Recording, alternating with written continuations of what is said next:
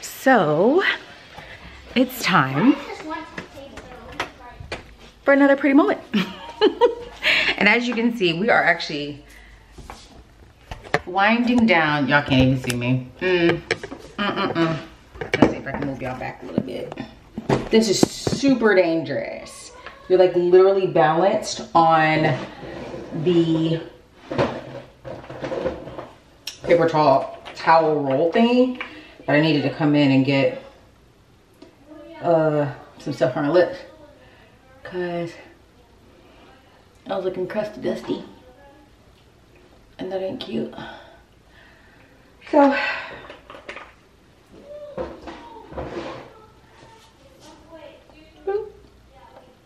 you know this product over here. Okay. Hey y'all, welcome back to my channel. I'm excited. I'm gonna turn off the light behind me. And I'm going, y'all don't mind the stuff. Y'all know we do events over here. And that means I have stuff everywhere. But welcome back to my channel. Hold that thought.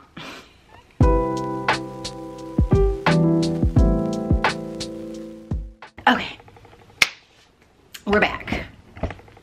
I'm gonna remove some stuff around so y'all can get close. So I'm excited. I'm excited. Welcome back to the channel. I'm Petra. Obviously, your faith bestie, and I am so amped that you guys are here. We're doing things a little bit differently. It used to be that the pretty moment was just going to be reserved for those on the newsletter. But you know what, guys? Like, we have such good conversations. I was like, we're gonna open it up. So if you're subscribed to YouTube, you will get the notifications for the pretty moments when they drop every 2 weeks. And if you're on the listserv, then you're gonna get some other exclusive things as well as the recaps of all the pretty moments. So there'll still be something special for y'all, but we're just gonna do things differently because the Lord told me to do things differently, so that's what we're gonna do. So I'm excited that you're here, and we are gonna jump right into the conversation because it's been a lot going on, y'all. It has been a lot going on, and my brain has been on overload. Hold on, wait 1 second.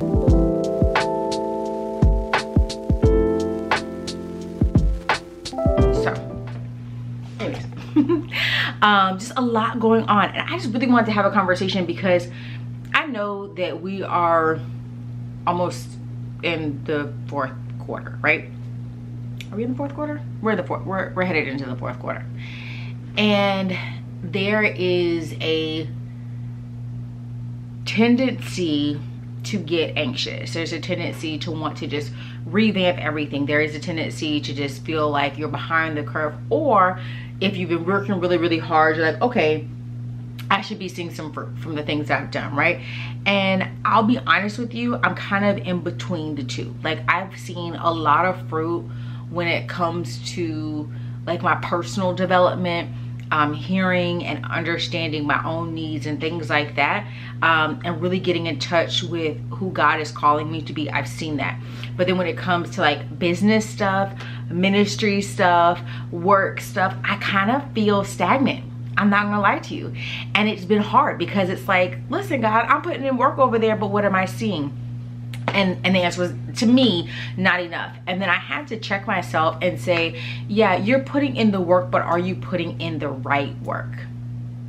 Are you putting in the right work?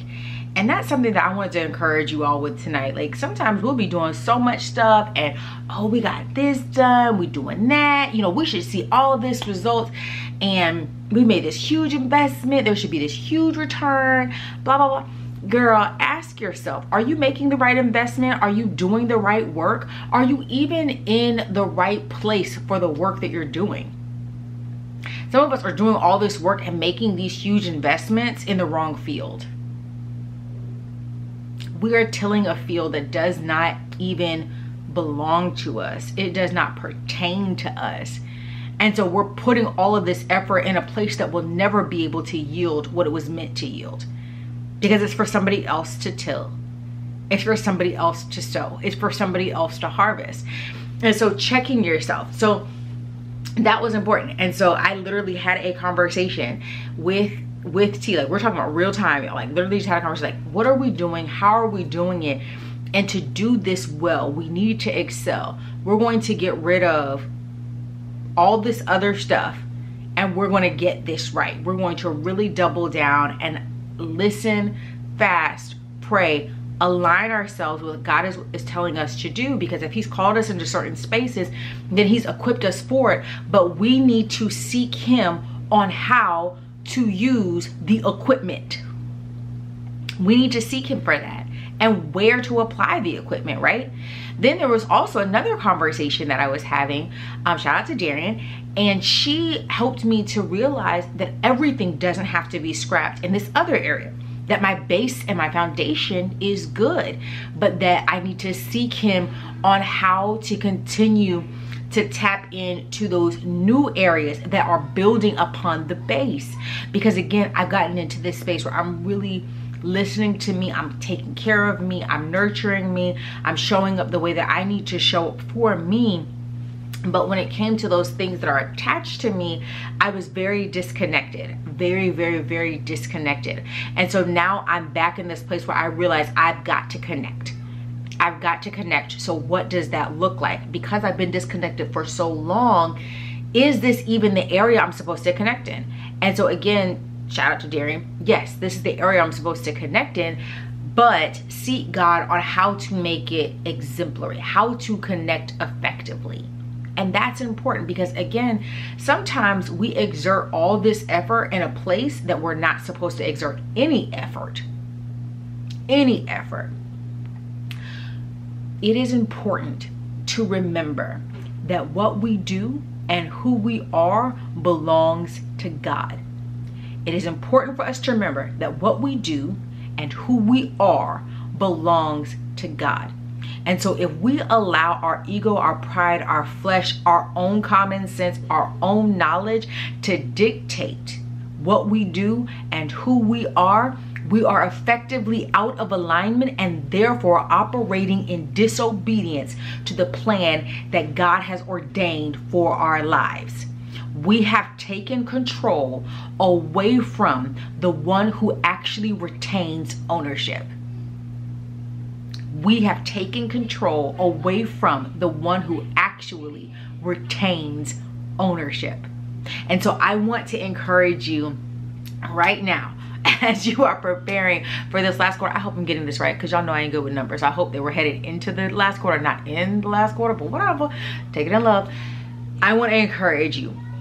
Ask yourself, are you acting like the owner, or are you acting like the steward? Are you acting like the owner, or are you acting like the steward? The owner chooses what the work is, where the work is. The steward manages. He manages either the product, the work, the effort, the team, the finance, whatever. That's a steward. So ask yourself, are you the owner? Are you acting like the owner, or are you acting like the steward? Because when I tell you I'm in this middle place, and I'm realizing it's because in a lot of areas I was acting like the owner. And I'm not the owner. I'm not the owner. I'm the steward. And I want to be submitted to that role. I'm the steward. It's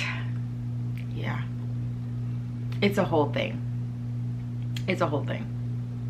So listen, I'm gonna give you a couple scriptures. The scriptures are gonna come right here. We're gonna drop them right here for you. I'm gonna encourage you to study those, and they're going to help you to see, are you operating in ownership or stewardship? Are you tilling in your own field or someone else's field? That's what these scriptures are gonna help you with, okay? So they're right here. I want you to read them. I want you to meditate on them. And then I want you to drop in the comments where you are so I can be praying with you. I can be partnering with you. I can be covering with you. Like, it is so important that we actually build relationship with other women of faith, even if we never meet in person. Y'all, there is nothing like being connected to the women that God has ordained for you and the women that are going to travail for you. I know what my purpose is, y'all. Like, I've tried to put it into words, but I'm finally understanding it more and more, and he has given that to me. I'm here to help equip you to be well.